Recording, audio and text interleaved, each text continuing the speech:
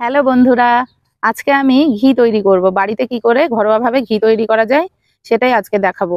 তার জন্যে আমি কি কি নিয়েছি সেটা ভালো করে বলে দিই।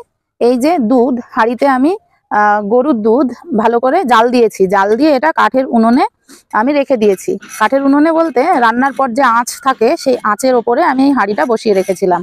খুব সুন্দর সর জমেছে, দেখতেই পাচ্ছেন। এই যে এরকম করে দুধটা একদম ঝরিয়ে সরটা তুলে নেওয়া। এই সরগুলো সব আমি আজ 1-1.5 সপ্তাহ ধরে জমিয়ে এই দু বাটিতে সর হয়েছে। এই সর দিয়ে আজকে ঘরোয়া পদ্ধতিতে কিভাবে ঘি তৈরি করা যায় সেটাই আপনাদের সঙ্গে শেয়ার করব। একটা এরকম ফ্ল্যাট থালার মধ্যে সরগুলো নিয়ে নিতে হবে, পুরো সরটা। এটাও একটা লম্বা প্রসেস। এইভাবে হাত দিয়ে সুন্দর করে মাখতে হবে।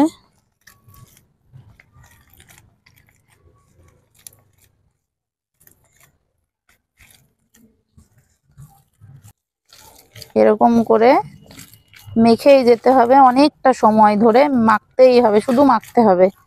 মাখার পর যখন একটু মাখো মাখো হয়ে আসবে তখন থালার মধ্যে এইভাবে ডলে ডলে মাখতে হবে।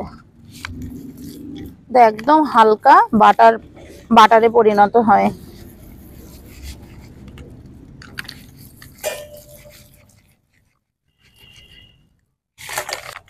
আমি এইভাবেই করি, খুব সুন্দর স্বাদ গন্ধ সবই হবে। এই যে আস্তে আস্তে বেশ হালকা হয়ে আসছে। হালকা হয়ে আসা মানে বাটার তৈরির প্রায় কাছাকাছি চলে যাওয়া। এখনো অনেকটা সময় লাগবে। এটাকে আবার ধুতে হবে অনেকবার জল দিয়ে। এই বাড়িতে তৈরি ঘিটা এখন এই নতুন আলু উঠছে, এই নতুন আলু মাখা বা আলু ভর্তা বা আলু ছানা, যে ভাষাতেই বলুন না কেন, এই নতুন আলু মাখার সঙ্গে খুব ভালো লাগবে এই বাড়িতে তৈরি ঘরোয়াভাবে তৈরি এই ঘিটা। দেখুন বন্ধুরা, কেমন হালকা ফ্লাফি হয়ে গেছে, বোঝাই যাচ্ছে যে কেমন হালকা হয়ে গেছে, মানে এটা বাটার হয়ে গেছে। এবার এটার মধ্যে জল দিয়ে আমি ধুয়ে নেব। ধুতে হবে, অনেকবার করে ধুতে হবে। আর জল দিলে একটু ঠান্ডা জল দেওয়ার চেষ্টা করবেন, কারণ বাটা তো মানে একটু গরম জল বা গরম আবহাওয়া বা উষ্ণতায় গলে যায়, যার কারণে একটু ঠান্ডা জল দিয়ে ধোয়াই ভালো। এবার আমি এটার মধ্যে ঠান্ডা জল দিয়ে দিলাম। এইভাবে ধুতে হবে, অনেকবার ধুতে হবে। সাদা সাদা দুধের মতন সাদা সাদা জল বের হবে।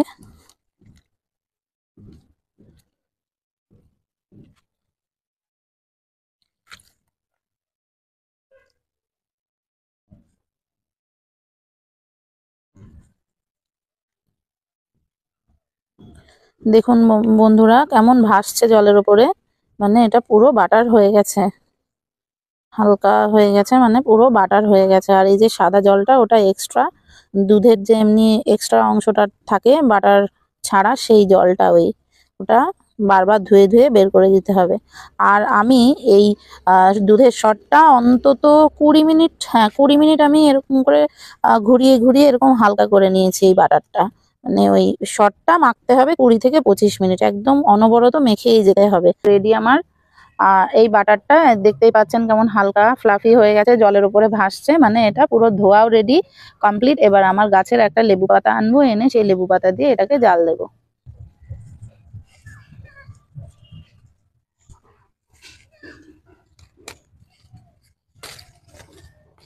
কড়াইটা গরম হয়ে গেছে, এবার আমি বাটারটা দিয়ে দেবো।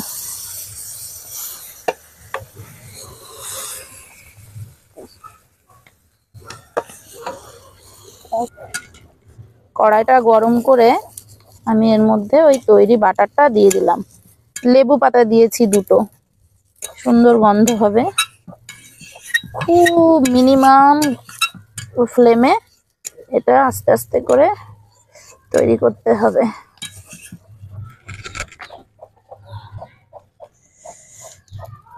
উনুনের জালটা যদি জোরে জ্বলে সেটা তুলে নিতে হবে। জালটা অত জোরে জাল দিলে ঘিটা পুড়ে যাবে তৈরির আগেই।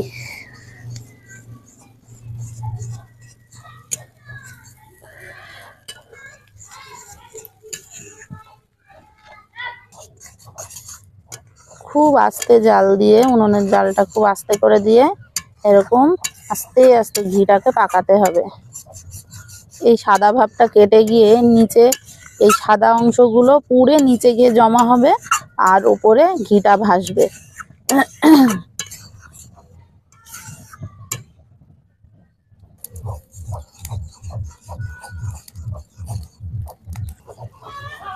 দেখতেই পাচ্ছেন বন্ধুরা, আস্তে আস্তে ঘিটা উপরে ভেসে উঠছে। পরে লেবু পাতাটা দিয়েছি শুধুমাত্র গন্ধের জন্য, সুন্দর একটা গন্ধ হবে লেবু পাতার। একটা লেবু পাতা দিলেও হয়, আমার আবার একটু বেশি কোয়ান্টিটি বলে আমি 2টো লেবু পাতা দিয়েছি। লেবু পাতাটা আমার গাছেরই পাতা। খুব সুন্দর গন্ধ বেরিয়েছে। বাড়িতে তৈরি ঘি, এই জন্যই এত সুন্দর গন্ধ আর এত সুন্দরের টেস্ট হবে, খুবই সুন্দর। এইভাবে ঘি তৈরি করে নতুন আলু মাখা দিয়ে খেতে হবে শীতের দিনের সকালে। আলু ভর্তা বা মাখা যে যেটাই বলেন। আর এই ঘিটা বাচ্চাদের জন্য খুব ভালো, কোনো প্রসেস ছাড়াই বাড়িতে তৈরি হচ্ছে, একদম ঘরোয়াভাবে এই ঘিটা বাচ্চাদের শীতের সময় খুবই উপকারী, আর বড়দের জন্য তো বটেই। এই আমার ঘি প্রায় রেডি। আর নিচের কাকড়টা বেশি পুড়ে গেলে তখন ঘিটা তিতো হয়ে যাবে, ভালো লাগবে না খেতে। দেখুন বন্ধুরা কি সুন্দর এই নিচে কাকড়টা, বলেছিলাম লাল হওয়া পর্যন্ত আমি এটা পাকাবো। এই যে লাল হয়ে গেছে কাকড়টা, নিচে জমে গেছে, ওপরে আমার ঘিটা ভেসে গেছে। এবার আমি এটা গরম গরম ছেঁকে নেব, নইলে এই কাকড়টা অনেকটা ঘি শুষে নেবে। এটা